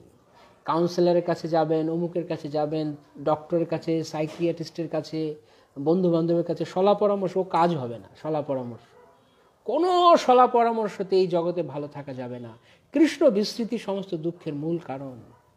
তাই আমি আগের দিন সেই উদাহরণ দিয়ে আপনাদেরকে বলছিলাম, যাদের যাদের গত ক্লাসে ছিলেন, focus, where should we focus? মনে আছে কার কার? আগের ক্লাসে বলছিলাম, যদি ফোকাস কৃষ্ণতে করি তাহলে সমস্যাগুলো আপনা আপনি দূরে যাবে। কিন্তু যদি সমস্যায় ফোকাস করি, কোনোদিন সমস্যা যাবে না, যাবে না।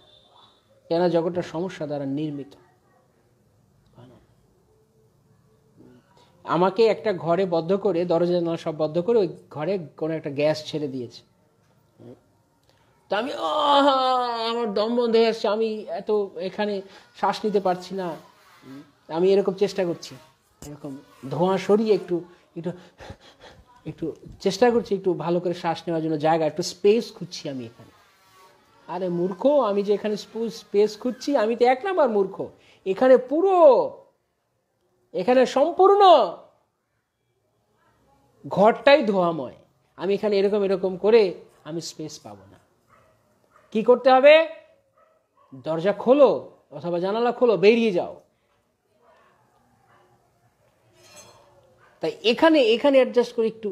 যেমন মানুষ ট্রেনে উঠলে, লোকাল ট্রেনে উঠলে একটু চেপে বসে, একটু ওই ট্রেনে যতক্ষণ থাকবে ওইভাবেই থাকতে হবে। সেই জন্য ভক্তেরা ট্রেনে বাস উঠলে বেশি একটা চিৎকার চেঁচামেচি করে না, হাঁসফাঁস করে না, কারণ এটা জানা কথা। আপনি যাত্রা পথে, আপনি শিয়ালদা যাবেন, শিয়ালদা লোকাল, বিখ্যাত লোকাল, আপনি যাবেন, আপনাকে চেপে বসে থাকতে হবে, কিছু করার নেই।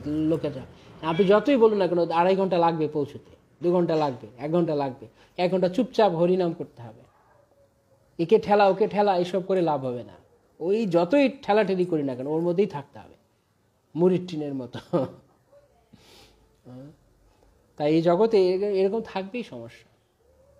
তাই কৃষ্ণতে মনোনিবেশ করে ফোকাসটা কৃষ্ণে নিয়ে আসুন, হরিনামে নিয়ে আসুন, তাহলে আপনি ভিড় ভাট্টা অনুভব করবেন না। তো হরে কৃষ্ণ কৃষ্ণ কৃষ্ণ হরে হরে, হরে রাম রাম। কিন্তু আমি যদি দেখি অমুকে ঝালমুড়ি খাচ্ছে, অমুকে সম্পাপড়ি খাচ্ছে, অমুকে এই করছে, ও পেয়ারা খাচ্ছে, ওখানে একটা ভিখারি ভিক্ষা করছে, ওখানে কেউ গান গাইছে, এইসব দেখলে তো আমার হবে না। কেউ এসে হঠাৎ করে একটা ব্যাগ রাখতে গেল উপরে, আমার মাথার মধ্যে টাক মেরে দিল, এই জ্বালা যন্ত্রণা। কিন্তু কৃষ্ণ মনোনিবেশ করতে হবে। ঠিক তদ্রূপ এই জগৎ এই সমস্ত কিছু থাকবেই।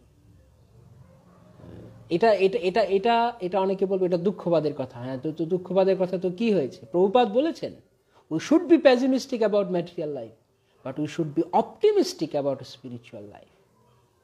কিন্তু আমরা করছি উল্টো। আমরা পারমার্থিক জীবনে আমার দ্বারা কিচ্ছু হবে না, আমার দ্বারা কিচ্ছু হবে না, আমি হতে পারবো না, আমি ভক্ত হতে পারবো না, আমার হবে না, না আমার এত কথা এতক্ষণ ধরে 1 ঘন্টা কথা শুনে আমার আশা নেই কোনো। কেউ এই কথা শুনে আশা জাগাতে পারে, আবার কেউ আমার এই কথা শুনে ডিমোটিভেটেড হতে পারে, আমার দ্বারা হবে না পারমার্থিকভাবে। না আমি অত কড়াকড়ি, অনেকে বলে দেয় একদম স্পষ্ট, অত কড়াকড়ি পারবো না বাবা, ও হবে না, আমাদের ঠিক আছে, আমরা এইরকম যেমন চলছে জোড়াপট্টি দেওয়া লোক, করুক, যার যার ইচ্ছা আছে করুক।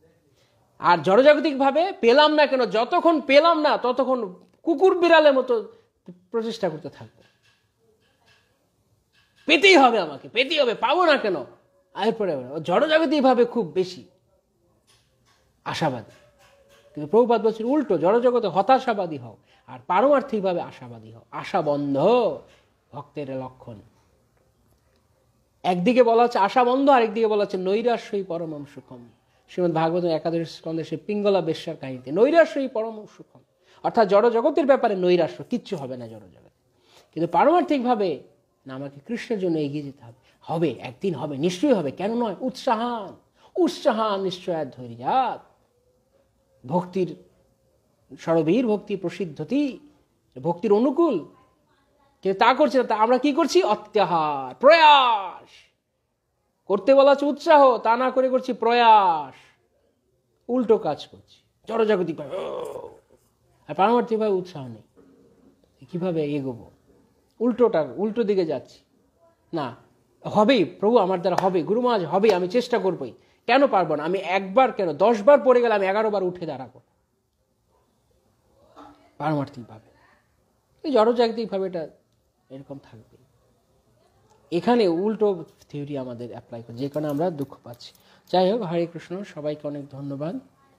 আমরা রঘুনাথ দাস গোস্বামীর কথা পড়ছিলাম, আবার আমরা পরবর্তী ক্লাসে কন্টিনিউ করব। নেক্সট যেদিন ক্লাস থাকবে, আজকে রবিবার, বুধবার আমাদের নেক্সট ক্লাস, মাঝখানে দুদিন বন্ধ, বুধবারে।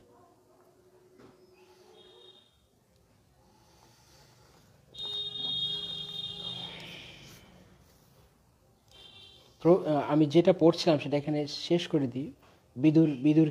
বিদুর বলছেন ধৃতরাষ্ট্রকে, তিনি ধৃতরাষ্ট্রকে বললেন, হে রাজন, শীঘ্র আপনি এখান থেকে বেরিয়ে পড়ুন, আর বিলম্ব করবেন না। দেখুন মহাভয় কিভাবে আপনাকে আচ্ছন্ন করেছে।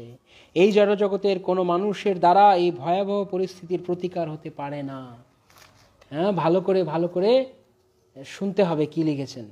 বিদুর মহাশয় বলছেন, এই জড়জগতের কোনো মানুষের দ্বারা এই ভয়াবহ পরিস্থিতির প্রতিকার হতে পারে না।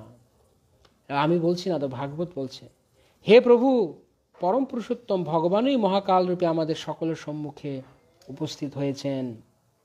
যেই মহাকালের দ্বারা প্রভাবগ্রস্ত হয় তাকে অবশ্যই তার সর্বাপেক্ষা প্রিয় প্রাণকেই সমর্পণ করতে হয়। ধন সম্পদ, মান মর্যাদা, সন্তান সন্ততি, জমি বাড়ি, এই সবের মতো অন্যান্য জিনিসের আর কি বা কথা, আর কি বা বলার আছে, আর কি বা বলার আছে? এই জড়জগতের মান মর্যাদা, সন্তান সন্ততি, জমি বাড়ি, এগুলোর আর কি কথা বলা আছে? সবচেয়ে প্রিয় নিজের প্রাণ। কেউ নিজের চেয়ে বেশি ভালোবাসে না কাউকে। যতই বলুক তোমাকে আমি প্রাণের চেয়ে বেশি ভালোবাসি, কচু, মিথ্যে কথা, একদম মিথ্যে কথা, পুরো 1 নাম্বার ব্লাফ। সবাই প্রাণকে বেশি ভালো। তো প্রভুপাদ বলছেন, বিদুর মহাশয় বলছেন, প্রভুপাদ তাৎপর্য নিজের প্রাণ সবচেয়ে, সেই প্রাণকেই ত্যাগ করতে, আর বাকি অন্য কিছুর কি কথা রয়েছে?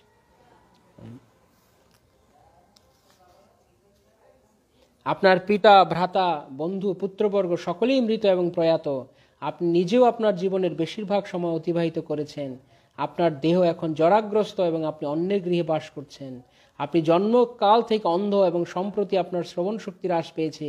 আপনার স্মৃতিশক্তি দুর্বল হয়ে পড়েছে, বুদ্ধি ভ্রংশ হচ্ছে, আপনার দন্তরাজি জীর্ণ হয়ে গেছে, আপনার যকৃতের ত্রুটি ঘটেছে, আপনার কাশির সঙ্গে সশব্দে কফ নির্গত হচ্ছে। আহা, কোনো জীবের বেঁচে থাকার আশা কি বলবতী! কিভাবে বেঁচে থাকতে চায়, কিভাবে বেঁচে থাকতে চায়, সব ইঙ্গিত দিচ্ছে মরে যাবে, তারপরেও বেঁচে থাকতে চাইছে। যথার্থই আপনি ঠিক একটা পোষা কুকুরের মতো বেঁচে রয়েছেন, আর ভীমের দেওয়া উচ্ছিষ্ট অন্ন গ্রহণ করছেন কুকুরের মতো, এমনভাবে লজ্জা দিয়ে তাকে কথা বলছেন। তবু আমরা হরি ভজনে মনোনিবেশ করি না। আমরা কত মূর্খ! তাই আমরা যেখানে রয়েছি না কেন, জড়জাগতিক দুঃখ কষ্টকে দূর করার চেষ্টা করতে পারেন, বাট অতিরিক্ত প্রয়াস নয়। কিছু দেখতে পারেন চেষ্টা করে। 3টে ফর্মুলা রয়েছে, যাই হোক, এটা আরেকদিন বলবো। এই 3টে ফর্মুলা সিক্রেট থাকলো, জড়জাগতিক দুঃখকে কিভাবে ফেস করতে হয়। ওকে, হরে কৃষ্ণ কৃষ্ণ কৃষ্ণ হরে হরে, হরে রাম রাম রাম হরে হরে।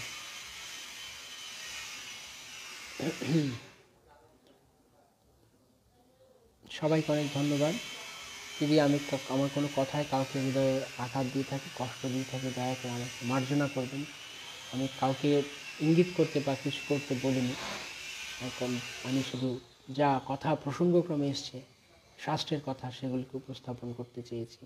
আর আমাকেও আশীর্বাদ করুন, আমি যেন যেই কথাগুলো বললাম সেগুলো যেন আমি আমার জীবনে পালন করতে পারি, আপনাদের সবার সম্মিলিত আশীর্বাদে। বাঞ্ছা কল্পতরুভ্যশ্চ কৃপা সিন্ধুভ্যেব চ পতিতানাং পাবনেভ্যো বৈষ্ণবেভ্যো নমো নমঃ। অনন্ত কোটি বৈষ্ণব বৃন্দ কি জয়, সমবেত ভক্তবৃন্দ কি জয়, গৌর প্রেমানন্দে হরি হরি।